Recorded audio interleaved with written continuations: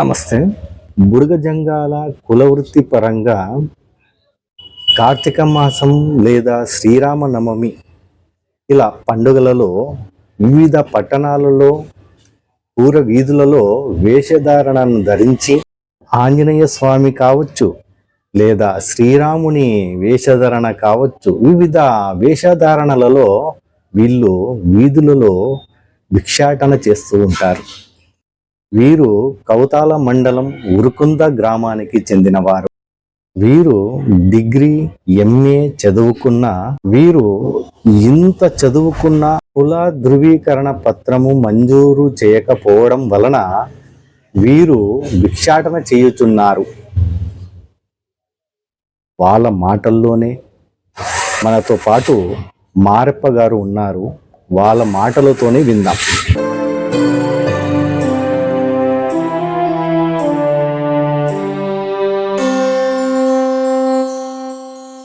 మేము వేసేదే మా వృత్తి అనేది కళాకారుల వృత్తి స్వామి. ఇప్పుడే కాదు, మా తాత ముత్తాతల కానించి అప్పట్లో వేషధారణ చేసుకుంటూ వచ్చేసినారు స్వామి. మేము కూడా అప్పుడు చిన్నప్పుడు చదువుకొని హాలిడేస్ ఉన్నప్పుడు మేము ఇలాగనే వేషాలు వేసుకొని వెళ్ళిపోయే వాళ్ళం స్వామి. ఎంతవరకు చదివినారు మీరు? నేను ఇప్పటికైనా చదువుతూనే ఉన్నాను స్వామి. స్వామి. అవునా స్వామి? Okay okay. అంటే ఇదే కళని ఎందుకు మీరు కంటిన్యూగా చేయాలనుకుంటున్నారు? చదవచ్చు కదా. చదువుతున్నాను స్వామి. చదివినా కూడా మాకు క్యాస్ట్ లేదు స్వామి. బుడగ జంగాలకి క్యాస్ట్ లేదు స్వామి. మన ఏపీలో క్యాస్ట్ లేదు స్వామి. అప్పుడు సమైక్యాంధ్రలో విడిపోయినప్పుడు ఏపీలో బుడగ జంగాలు లేగనట్లు జియో పాస్ అయ్యి క్యాస్ట్ లేదు స్వామి. అందుకోసమే ప్రతి ఒక్క దానికి ఎంత చదివినా కూడా ప్రతి ఒక్క దానికి క్యాస్ట్ అనేది అవసరం కదా స్వామి. మాకు స్కాలర్షిప్లు గానీ, అమ్మఒడి, విద్య దీవెన అలాంటివి ఏవైనా కావాలంటే కూడా క్యాస్ట్ కంపల్సరీ అవసరం ఉంది స్వామి.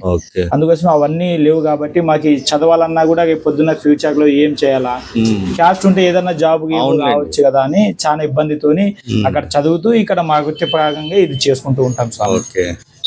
అంటే మీరు అక్కడి నుంచి మీ ఊరి నుంచి ఇక్కడికి రావడము, ఈ ఊరంతా తిరగడము, వెళ్ళడము, అంటే గుర్తింపు అనేది లేదు మీకు? లేదు స్వామి, మాకు గుర్తింపు ఈ రోజు ఇక్కడే ఉంటాము, ఈ రోజు ఇక్కడే ఉండి మళ్ళీ ఇంటికి పోతాం అనేది కూడా ఉండదు, గ్యారంటీ లేదు. ఇక ఇలాగనే తిరుగుతూ పోతూ ఉంటాం స్వామి. అంటే మీకు ఐడి కార్డు ఇవన్నీ మీ సంస్థ ఒకటి ఉందా?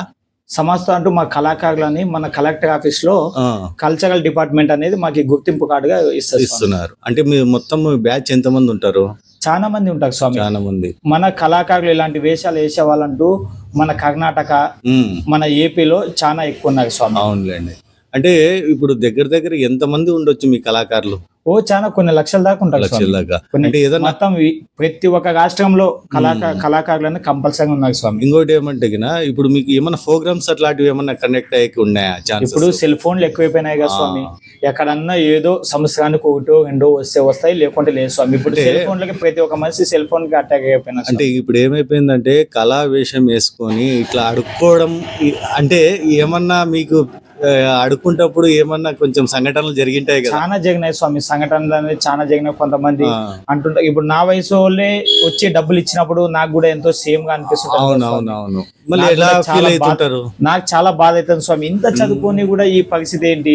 ఒక్కొక్కసారి కింద పడుతుంటాం, చేస్తుంటాము, బస్సులే తగులుతుంటాయి, ఏమే తగులుతుంటాయి, రోడ్ల మీద వెళ్ళేటప్పుడు, చేసేటప్పుడు, మెట్లు ఎక్కేటప్పుడు, దిగేటప్పుడు చాలా ఇబ్బందులు పడతాం. ఎందుకంటే ఇప్పుడు మీరు ఇంత యంగుగా ఉన్నారు కదా, కొంతమంది అంటుంటారు చదువుకోవచ్చు కదా, చాలా బాగున్నావు కదా, ఎందుకు ఇది అడుక్కోవడం? చాలా మంది అంటున్నారు స్వామి. ప్రతి ఒక్కరు అంటున్నారు. ఏదో ఎక్కడికి పోయినా కూడా ఇదే ఒక సంఘటన స్వామి.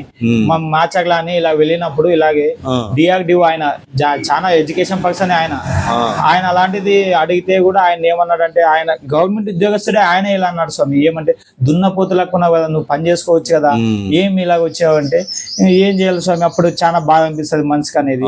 తర్వాత మామూలుగా కామన్ అనుకుని అలాగే వెళ్ళిపోతుంది స్వామి. కరెక్ట్. ఫ్యూచర్ ఎట్లుంటది రేపు పొద్దున ఏజ్ అయ్యే కొద్దీ మీరు ఇట్లే తిరగడానికి కుదరదు కదా.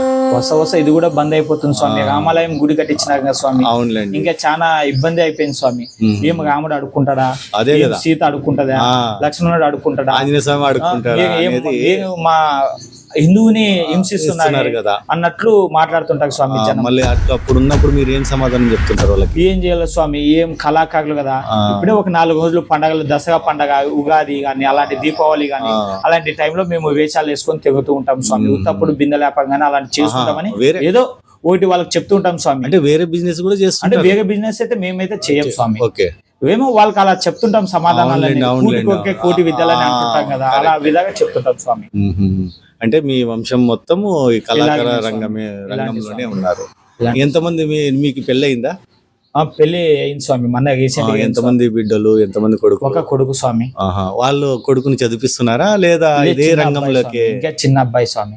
మీ ఫ్యూచర్ లో అబ్బాయిని చదవాలనిపిస్తున్నారు, చదివించి కానీ పంపిద్దాం మాకైతే ఇంకా చదివించాలని ఉంది స్వామి. మేము కూడా ఇలాంటి పరిస్థితి ఏమి మాకైనా ఇబ్బంది, మాకైనా చదువుకోవాలని చాలా ఉంది స్వామి. ఏదో ఒకటి గవర్నమెంట్ జాబ్, ఏదో ఒకటి కొట్టాలని చాలా మనసు అనేది కొడుతుంది.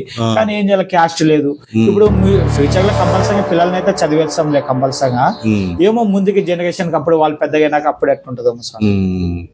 ఏదో ఎందుకంటే ఇప్పుడు కళారంగం అనేది నశించిపోయింది కాబట్టి మీకు దేవుడు తొందరగా రాముడే మీకు మంచి దావా చూపియాలని, ఒక రూట్ అనేది మంచిగా చూపియాలని మా టీవీ ఛానల్, ఎస్టీవీ ఛానల్ తరఫున కోరుకుంటున్నాము. ధన్యవాదాలండి.